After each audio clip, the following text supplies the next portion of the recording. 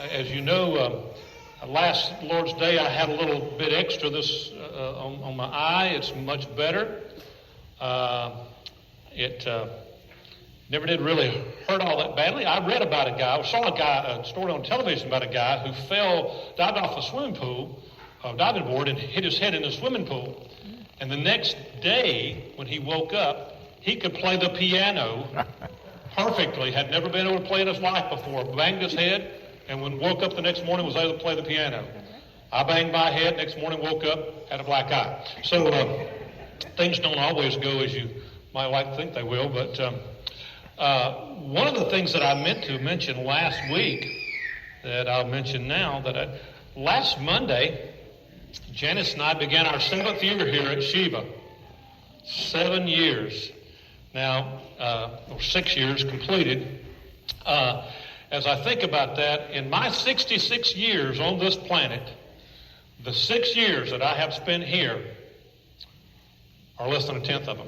So, anyway, great memories for the 6 years we've been here, and thank you so much for all the joy and blessing that you have been in our lives during these years. We are in the book of Job. We did this a little differently, obviously. We didn't go through all the book and talk about everything in the book, but I tried to pull out some themes, most of which were coming in the first 3 chapters. Today we will be in chapter 3. And if you've been keeping it running total, kind of, okay, we have talked about the following topics relative to Job. We've talked about Job's fear. We've talked about Job's fortune and fame. We've talked about Job's family. We've talked about Job's favor. We've talked about Job's fatalities and his fatalism. We've talked about Job's forbearance. We've talked about Job's faith. And this morning, and we've talked about his friends last week, and this morning we're going to talk about Job's frankness. Job's frankness. Now, we've heard that phrase, and we've talked about it a lot throughout the sermon series, the patience of Job. The patience of Job. And it's a very common quote, very common saying. A lot of people will say that, occasionally. But when we think about this, it's really a misnomer, it's untrue, or it's false if we understand patience to be willing to put up with hardship and difficulty without complaining. Sometimes that's what we mean by patience. Just put up with it, endure it, put up with it without complaining. This is how many, if not most, envision Job, one who calmly accepted all these troubles that came upon him without having anything to say, kind of like the pledge of the fraternity who gets the paddling from the higher-ups and says, "Thank you, sir, may I have another." But it is true of Job about his patience if we understand patience as enduring hardship or difficulty and maintaining one's faith and faithfulness. So we're not just talking about putting up with stuff with a kind of a que sera, sera attitude. We're talking about someone who is able to endure these things. So patience is not merely waiting on something or someone without getting upset. I think I just died up here. Yep, need a new battery. Thank you, Stuart. So it's not merely about waiting on someone without getting upset or over the delay in something happening or not happening. Like we sometimes think about slow drivers in front of us. We say, well, slow drivers in front of us really have nothing to do with patience. They have everything to do with our self-control, but little to do with our patience. Now, when we think about Job's patience, we understand that Job did indeed endure so many difficulties. Hebrews 12:7 says, "Endure hardship as discipline. God is treating you as sons, for what son is not disciplined by his father?" So enduring, putting up with something, and even not necessarily enjoying it, but having to deal with it and enduring it throughout life. Even though James says in James chapter 1, verse 3, "Consider it all joy, my brothers, when you face trials of many kinds." He's not saying you're going to enjoy this stuff. He said, but rejoice in the fact that God is considering you worthy to deal with these things. Now, Job was not all that patient in light of common or cultural perspective of the characteristic of patience. He just wasn't. He didn't meekly accept all these hardships without complaining. In fact, just the opposite is true. If you read the entire book of Job, you'll find that he questions and he argues and he complains and challenges and accuses God all the way through the book, over and over again. And the first of these complaints is recorded for us, if you will. It's an extensive complaint recorded for us in the third chapter, and that's where we're going to be this morning. We're going to look at the whole chapter, but we're going to break it up into three nice little sections. And so let's begin with the first several verses, and you will see here Job's self-deprecation. And I'll explain all that in a minute, but Job's self-deprecation. So beginning with verse 1, let's read as follows. After this is after Job's friends had raked him over the coals, okay? In the latter part of chapter 2. After this, Job opened his mouth and cursed the day of his birth. He said, "May the day of my birth perish, and the night it was said, a boy is born." How interesting that we did this family thing today, this deal about babies today. That was not planned. But Job talks about the day and he talks about the night. Here's what he has to say first of all. He said, "That day, may it turn to darkness. May God above not care about it. May no light shine on it. May darkness and deep shadow claim it once more. May a cloud settle over it, and may blackness overwhelm its light." Oh boy. He doesn't like that day. Now then he says, "That night, may thick darkness seize it. May it not be included among the days of the year, nor be entered in any of the months. May that night be barren. May no shout of joy be heard in it. May those who curse days curse that day, those who are ready to rouse Leviathan. May its morning stars become dark. May it wait for daylight in vain and not see the first rays of dawn. For it did not shut the doors of the womb on me to hide trouble from my eyes." Now, I don't know about you, but I love self-deprecating humor. I like it in myself. I especially like it in others. The ability to laugh at oneself and poke fun at oneself is a really high quality in life. It's a highly appealing quality to those around us. We love people who can laugh at themselves, don't we? Or make fun of themselves at the appropriate time. So, it's great to be self-aware. That is, in other words, to be realistic about who you are and what you are. And know that, we're not quite as great as we sometimes think we are. One of my fondest memories from my childhood was hearing my home church preacher say this over 50 years ago. I can still remember it. He was telling about being in the hospital, and he was hooked up to an electroencephalograph. And he said that thing was reading my brain waves. And then he commented, he said, "I'm sure most of you, or many of you, probably didn't think I had enough power to create brain waves." I still remember that. But when we have this kind of self-deprecating humor, it shows to people that we don't take ourselves too seriously. It shows that we don't have to think that we're always right about everything. It gives people around us permission to laugh at us and us at them to some extent. Now, humorous self-put-downs are one thing. The actual belief that we are unintelligent or klutzy or worthless is something else altogether. We're not talking about that. Thoughts that our lives are irrelevant and are a mistake is a different matter. It really is. And yet we end up thinking like this sometimes, don't we? Look at Job's thought process. Misery had captured him, if you will. He had lost everything, and the people who were closest to him, his wife, said, what? Curse God and die. His friends said, "Job, you are I hear it, sinner." Thank you, Tim. Paying attention, everybody. Yeah, those people close to him, they had him pegged, didn't they? And in his mind, any different scenario for his life would have been better than the one he was currently enduring. Now, think about the worst day ever in our lives. If I were to ask you, what's the worst day that you ever experienced, could you name what that was? The day that the worst things happened to you, for many people, it would be the loss of a spouse or the loss of a child. But listen at Job. What was the worst day in Job's life?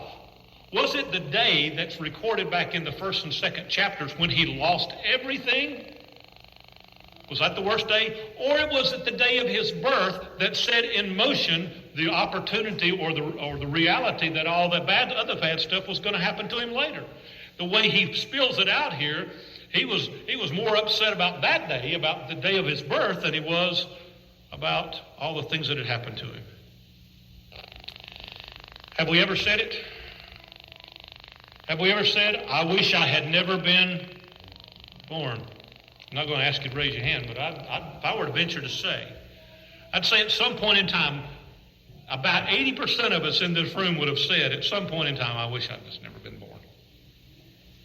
That's what Job is saying with these words. That was a bad night. Look at the response he had to all those calamities. He cursed the day of his birth. And if you look in those verses, you'll see all the different things he said about it. In verses 2 and 3, and then again in verse 6, he said, wipe this day off the calendar. Just mark through it. Let it be like February 29th, only don't let it come around every 4 years. In verse 4, he said, make this day irrelevant, even to God. God doesn't even want to have anything to do with this day. Verses 5 and 6, cover this day with darkness so that no one even ever knew it existed. Verse 7, make it a worthless day. Make it a day that there's absolutely nothing good, no praise found in it whatsoever. We can't find a single good thing to say about that day. All of you young parents that just had the babies this year, I guarantee you could tell me the day that your child was born. Job said, just wipe mine off the calendar. Just eliminate it. Verse 8, make that day a target for the historians to be designated as the worst day in the history of the world. Oh, man. My father used to say, now, some of you who are old enough may remember this, I don't know. In 1954, a hurricane struck the East Coast. Hurricane what? Hazel. Yeah, okay. Some of you. Pretty devastating, I think, for back in the 50s. I was born in 1954. And I can still remember as a child, 2 or 3 years old, when I would go into my parents' bedroom early in the morning, my father would say, here comes Hurricane Hazel. Here comes Hurricane Hazel. Oh, man. Make it a target for historians to be designated as the worst day ever. Verses 9 and 10, may the universe cry out against it.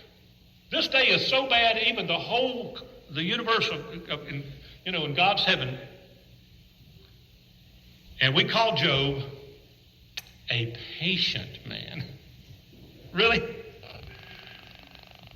Wow. Job, I'm sorry you didn't feel so badly about that day. What a story we would have missed if you hadn't been born, Job. What a story. What tragedy we would experience unknowingly because we cannot appreciate all the things that you did.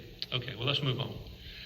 The second thing you see here in verses 11 and following are Job's questions. Job starts asking questions about all this, and here's what he said. Why did I not perish at birth and die as I came from the womb? Why were there knees to receive me and breasts that I might be nursed? For now I would be lying down in peace. I would be asleep and at rest, and with kings and counselors of the earth who built for themselves places now lying in ruins. With rulers who had gold, who filled their houses with silver. Or why was I not hidden in the ground like a stillborn child, like an infant who never saw the light of day? There the wicked cease from turmoil, and the weary are at rest. Captives also enjoy their ease. They no longer hear the slave driver shout. The small and the great are there, and the slave is freed from his master. Why is light given to those in misery and life to the bitter of soul? To those who long for death that does not come, who search for it more than a hidden treasure, who are filled with gladness and rejoice when they reach the grave. Why is life given to a man whose way is hidden, whom God has hedged in? For sighing comes to me instead of food. My groans pour out like water. And so Job questions his birth. Previously he questioned the day, now he questions his own birth. Why didn't I perish at birth as I was being born? Why didn't I just die? Why were there knees there to receive me and breasts that I might feed or be nursed? Why was I not hidden in the ground like a stillborn child, like an infant who never saw the light of day? Think about those questions he's asking of God and to anyone else who will listen. And so he moves from the cursing of the day of his birth to the cursing of the fact of his life. Being born was bad enough, but now I've had to live. In Job's mind, a stillborn child would have been better off than he was. At least he would be with all the nobles who are dead. He would be on par with all those people. The dead don't have to put up with the things the living do.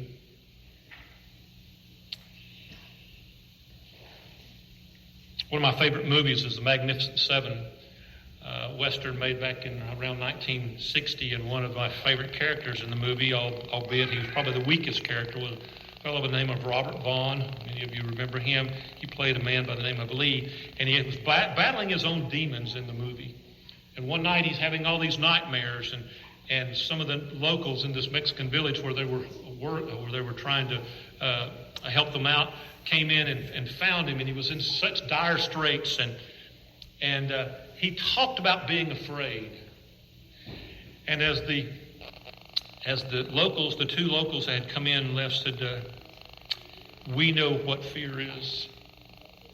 We've lived with it all our lives. And then one of them made this comment: only the dead are without fear. The dead don't have to put up with what the living do. And this is one of the things that sometimes compels us to wish for death. If I were dead, I wouldn't have all these problems. Ever said it? Ever said it? I wish I were dead. Now, Job questions life.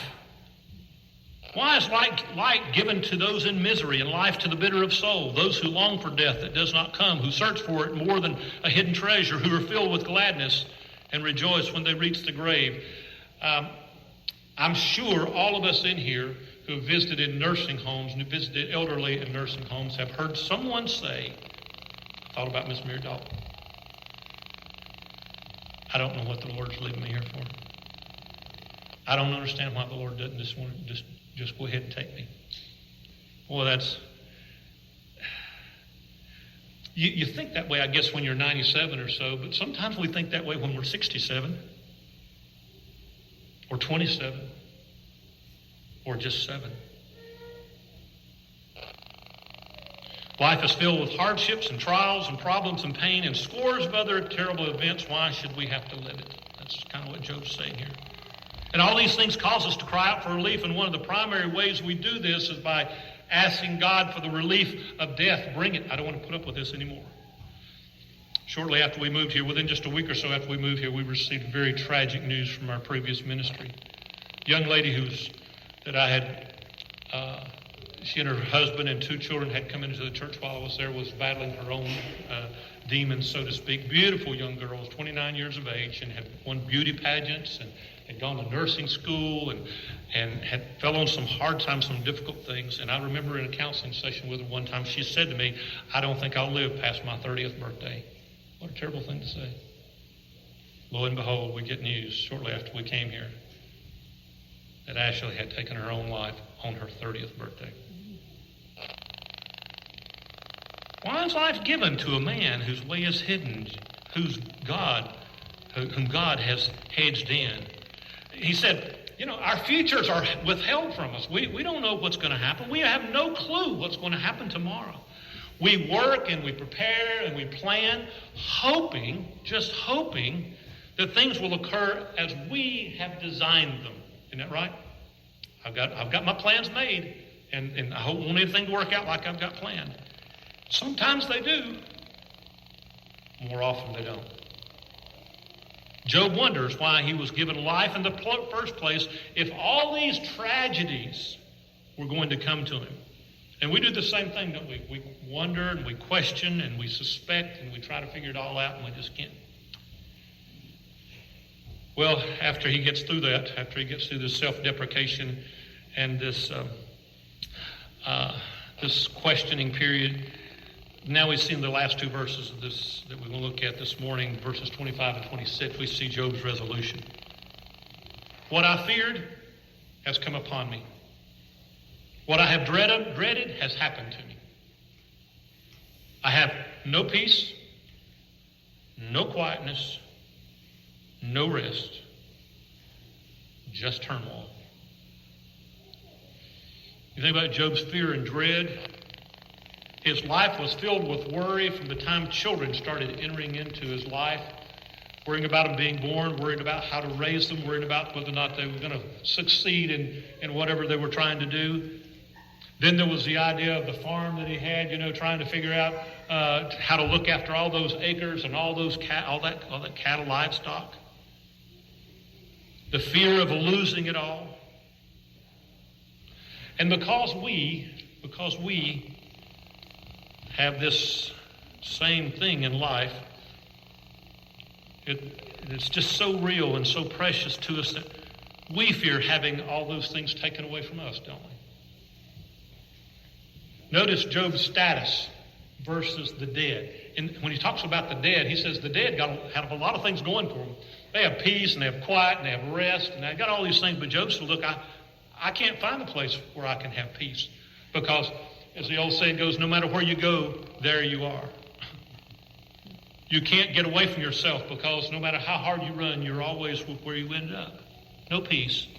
No quiet. There's always some voice in your head telling you this, that, or the other, or how you messed up, or how you should have done things differently. No rest. Only turmoil. And everything Job sees and thinks and feels reminds him of all the things that he's lost. Now, Job's frankness, which is what all this is, he's very frank here, isn't he? I've never read anything in Scripture written or spoken by someone who's any more frank about this stuff than Job is. He's laying it out there. But his frankness was based upon his clouded view of what's really important. All those things that we saw taken away from him, they're important, but they're not the most important. He's forgetting at this point, to some extent, that the most important thing was his relationship with God. And boy, I know it's difficult to see that in the midst of all this kind of stuff. We're sometimes just like he was. I want you to remember this word, and you're going to repeat it for me several times in the next little story we're going to read, okay? The word is Australia. Australia. Now, when I point to you, I want you to say it, okay? I went to sleep with gum in my mouth, and now there's gum in my hair. When I got out of bed this morning, I tripped on the skateboard, and by mistake, I dropped my sweater in the sink while the water was running. And I could tell it was going to be a terrible, horrible, no good, very bad day. At breakfast, Anthony found a Corvette Stingray car kit in his breakfast cereal box. And Nick found a junior undercover agent code ring in his breakfast cereal box. But in my breakfast cereal box, all I found was breakfast cereal. I think I'll move to Australia. In the carpool, Mrs. Gibson let Becky have a seat by the window. Audrey and Elliot got seats by the window too. I said, I was being scrunched. I said I was being smushed. I said, if I don't get a seat by the window, I'm going to be car sick. No one answered. I could tell it was going to be a terrible, horrible, no good, very bad day.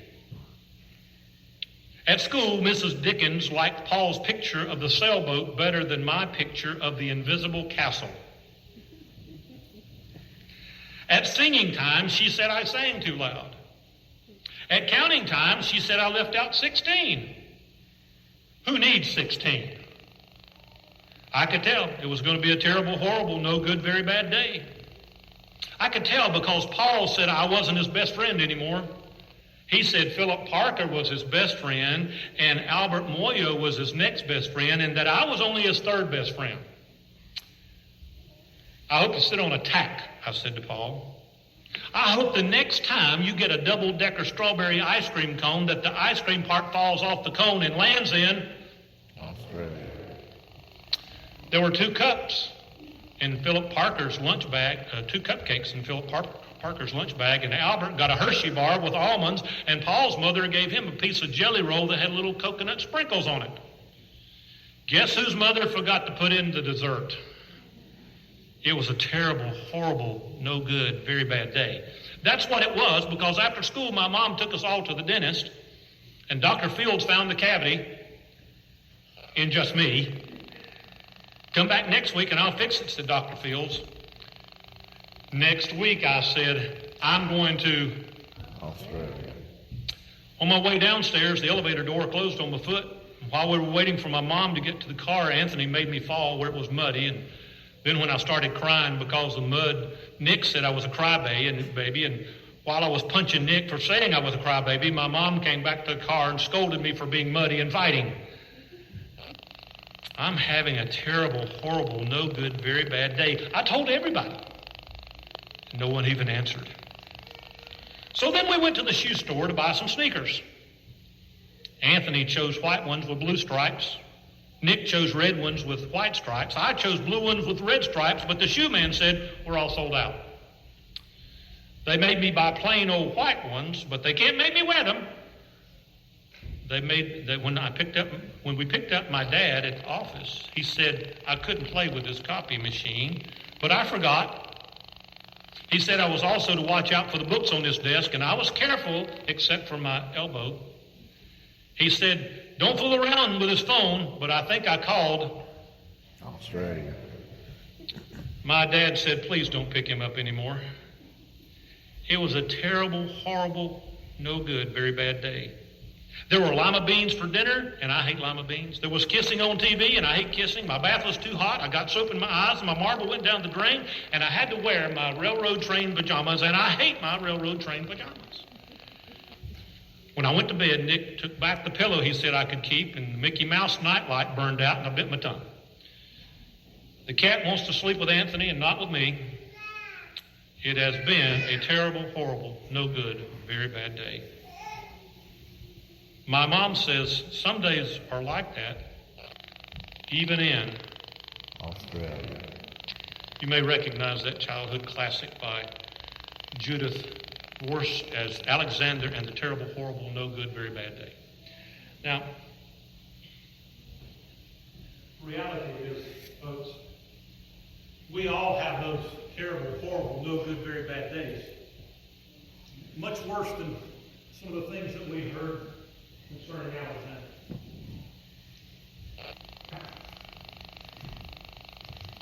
The key to dealing with those kind of days is frankness with God. Tell him, well, this isn't going the way I anticipated. This is not what I intended for this day to be. Not as a gripe session necessarily, but as one who's pleading before a Father who loves and cares and wants to bless our lives, even in the midst of those terrible, horrible, no good, very bad days.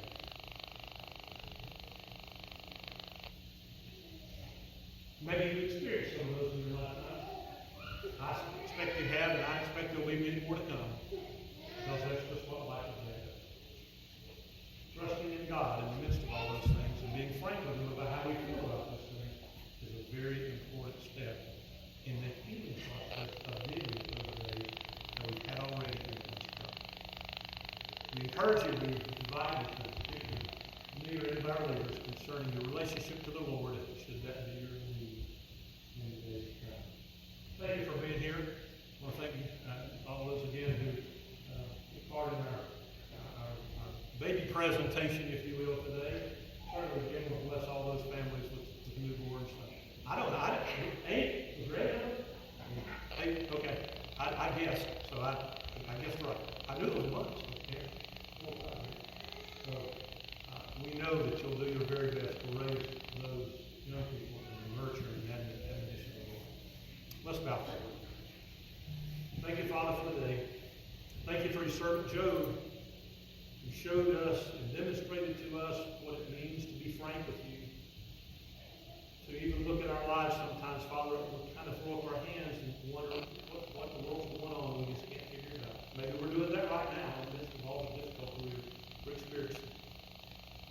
Father, may we learn to trust you in these days more than we ever have before.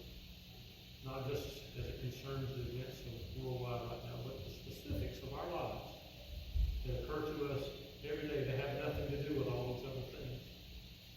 Because we know we're going to experience those terrible, horrible, very bad, no good days. We ask you to keep us faithful, that we might serve you, bless you because of what you've done for us. Be with us now as we leave this place. Keep us safe until we're able to be here again. We pray these things in Jesus' name.